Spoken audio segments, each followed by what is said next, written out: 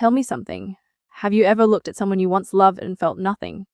No pain, no anger, no sadness, just silence. Because that's where this story begins. Not with screaming, not with broken plates, not with messy confrontations you see in cheap dramas. No, this story begins with quiet. The kind of quiet that could split a life in two. Simone used to think love was built on patience. That if she stayed loyal long enough, if she held the house together, if she supported him through every failed gamble and every borrowed dollar, eventually, he would come home. Not just return physically, return to her. But patience is a slow poison disguised as devotion, and Simone had swallowed enough to drown cities. So on that night, at 2:30 a.m., when the clock on the microwave glowed that smug, electric green across the kitchen, she didn't wait to prove what she already knew. His absence was her evidence. His silence was her confession. His scent was her sentencing. Have you ever smelled betrayal? Not just any betrayal, the kind that sticks to the air. Cheap perfume, stranger skin, and a cologne that tried too hard to sound expensive. It doesn't just enter a room, it announces itself. Then the door opened. He didn't creep in like a guilty man. He burst in like a winner returning home with trophies. Devon the husband, the salesman, the dream he sold her and the debt he left her holding. His shoes hit the marble like applause. He was proud. He smelled like liquor and victory that wasn't his. His shirt was new. His smile was careless. And his eyes said one thing: I won. But here's the thing about men who think they've won. They never check if the game changed. Simone stood across the room in her soft, worn cashmere robe. Warm, soft, calm. But don't mistake softness for weakness. Don't ever make that mistake and confront him. She didn't ask questions. She didn't raise her voice. She just stood there, watching him destroy his own illusion. Her silence was a blade, because men like Devon crave chaos. They need conflict to feel powerful. They want the argument, the tears, the proof that someone still cares enough to break. Silence terrifies them. He stepped closer, wearing that predatory grin, dripping arrogance. What are you staring at? His words were supposed to shatter her composure. But Simone didn't break. Not even a flicker. This unnerved him. Because for the first time, he couldn't read her. That's when he delivered the line. The one that would have destroyed her 6 months earlier. I was with a real woman tonight. Someone who appreciates me. You've become dull, Simone. Used. Worn out. Like something that needs replacing. Pause for a moment. Let that sink in. Imagine giving someone your youth, your warmth, your loyalty, your home, your future. Only for them to look you in the face and say, you no longer have value. Tell me in the comments, would you forgive? Would you scream? Would you leave? Or would you plan? Because Simone didn't react. She didn't cry. She didn't defend herself. No, she simply exhaled. Not like someone wounded, but like someone who had finally reached the end of the maze. A sigh of deliverance. The moment the heart signs its final divorce before the papers ever do. And then, wordlessly, she turned her back to him, walked to the bedroom, laid down, facing the wall, not asleep, not resting, not broken, just waiting. Waiting for him to fall unconscious. Which he did, like the fool he was. Drowning in whiskey and delusion, he slept like a king in his castle. Never realizing the queen had already burned the drawbridge. Because here's what Devon did not know 17 days earlier. Simone had found everything. The real estate deal. The foreshore payments. The falsified documents. The debt buried under 7 layers of arrogance. The man wasn't rich. He was drowning. And he had tied her to him so that when he sank, he wouldn't sink alone. But Simone had already cut the rope. Not with rage. Not with revenge. But with patience sharpened into strategy. While he was out chasing validation, she was studying every contract he forged. Every signature he faked. Every illegal wire transfer he swore no one would ever find.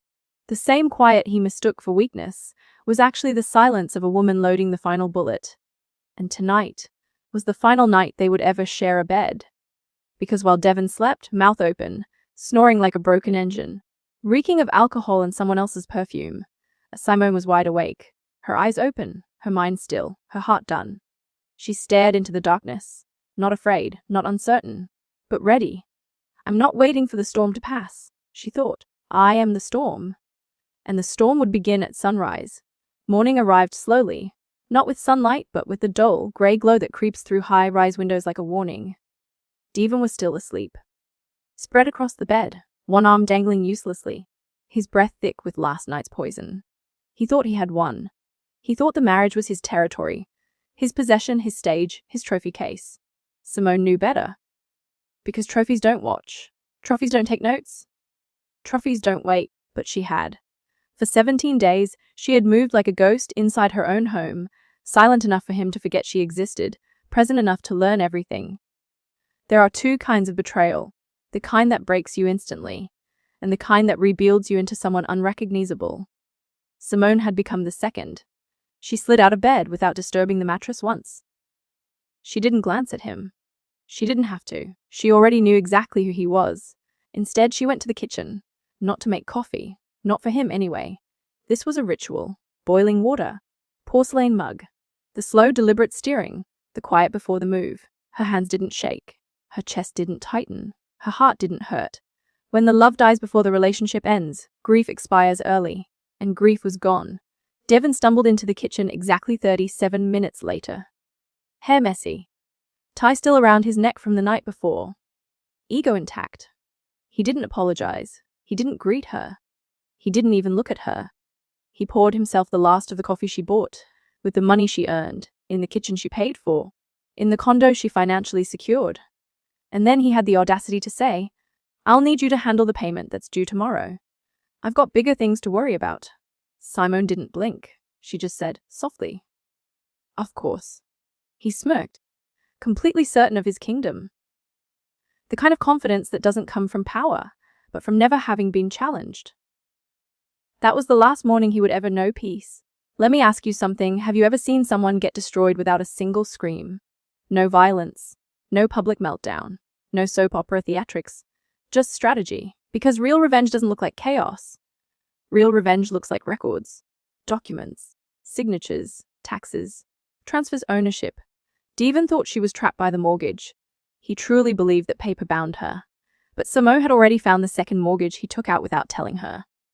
The forged signature, the illegal loan, the falsified lien he hid under a shell corporation with a Florida mailing address. He thought she would panic. But here's the thing. When you betray the woman who knows where every document is kept, you betray the person who can bury you legally. Over the next 6 days, Simone moved in silence. No theatrics, no accusations, no begging, just paperwork. She met privately with 3 attorneys, the kind who speak softly and kill loudly. She contacted the mortgage company. She presented the forged signature. She requested forensic handwriting verification. If you know, once that process starts, all roads lead to the one who forged the pen. And guess whose name sat on every illegal contract? Not hers. His. But she didn't stop there. Because love may end quietly, but revenge is a symphony. On day 11, she visited Tiffany Hayes. Yes, the Tiffany. The woman Devon claimed was the best woman in the world. She didn't confront. She didn't accuse. She didn't insult. She told her the truth. Not the emotional truth. Not the hurt feelings. The financial truth. You're in love with a man who's about to lose everything he thinks makes him desirable. And Tiffany, who had never once been loyal to anything except the appearance of luxury, went silent. Because women like Tiffany don't love men. They love resources. And when the resources disappear, so do they. Simone didn't have to take Tiffany away from him. She just had to remove the illusion of wealth. And Tiffany did the rest. On day 14, Simone closed her last account, transferred half their joint assets into a protected legal trust. Her name only. Devon thought joint meant equal. Joint means traceable. But here's the most beautiful part. She didn't hide the transfer. She let the notification come through, right as he was out at another business dinner. But his phone lit up. 4870 transfer completed. Imagine his face. Now imagine him calling her, voice full of the rage he once mistook for power, and Simone answering the phone with the calm of someone who has already walked away. Devon, I hope your dinner is worth it. Then she hung up. No explanation. No closure. No emotional breakdown. Just silence. The silence that comes right before the verdict. Night 14, he came home quiet. No swagger. No arrogance. No perfume from another woman. Just the smell of a man who realized the ground beneath him was gone. He tried to speak. She didn't let him. Not with words. Just with a single sentence. You were never the storm, Devon. I just needed to learn how to stop sheltering from you. And she walked out of the room, leaving him in the house he thought he owned. The house she had already legally moved out of. The house now listed for foreclosure review. Because the thing about anchors, when you cut them loosey, they sink. There is an exact moment when a man realizes he has lost everything. Not when the money disappears. Not when the job slips. Not when the love is gone. It's the moment he finally understands that no one is coming to save him. Devon woke into that moment. Not dramatically, not catastrophically. No shattered glass. No screams. Just the quiet, suffocating truth that the world did not bend for him. Simone had already moved out. Not with boxes. Not with chaos. Not with emotional finals. She took one suitcase. Her passport. Her documents. Everything else. Left behind. Because she didn't need to take anything from him. She was the value. Devon didn't understand at first. He texted. Called. Left voice messages layered with confusion, arrogance, and desperation. We can fix this? Stop being dramatic. You think you can do better than me? Why are you doing this? Answer me. I need you. Not I love you. Not I'm sorry. Not I understand. Just I need you. The cry of a man who finally recognized his lifeline was gone. But Simone never answered. Because the conversation had ended a long time ago. He just hadn't realized he was talking to himself. Now, here is something most people don't understand. Men like Devon don't fall loudly. They don't collapse in flames. No dramatic confessions. No public breakdowns. They erode. Quietly. From the inside out. The deal he had bet everything on, it crumbled. The investors pulled. The market turned. And the bank, armed with Simone's documentation, came collecting. His brokerage firm reviewed his accounts. His license was flagged for investigation. His commissions were frozen. All the while, Simone stayed invisible. Because disappearance is the cruelest punishment. He wasn't losing her. He had lost access to her. Forever. But make no mistake. This story isn't about him. This story is about her rebirth. Simone didn't rush to reinvent herself. Rebirth is not loud. It doesn't come with champagne or parties or performative freedom selfies. Rebirth starts with quiet mornings and clean air. A small apartment luxury, but hers alone. White sheets washed by her own hands. Coffee brewed for one. Silence that didn't suffocate anymore, it breathed with her. She slept for the first time in years. Deep, dreamless, honest sleep. She worked again, not for survival, but for purpose. Logic, precision. Her world. Her sanctuary. People noticed something new in her eyes. Not sorrow. Not relief. Not anger, clarity. The kind that comes only when you've walked through the fire and refused to burn. Devon, meanwhile, tried to resurrect the life he thought he controlled. He went back to Tiffany. But Tiffany had no interest in a man without status. She didn't leave him cruelly. Just predictably. I can't do this, she said with a voice empty as glass. She moved on before he finished his sentence. Because love was never part of the equation. And deep down, Devon knew it. That was the first time he cried. Not because he lost Tiffany, but because he finally saw himself. A man who had traded a good woman for a temporary audience. A man who believed being desired was the same as being valued.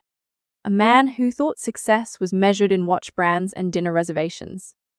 A man who didn't realize that wealth was having someone who stayed when the money didn't. But stay. Simone never would again. He tried one last time. Not with arrogance. Not with anger.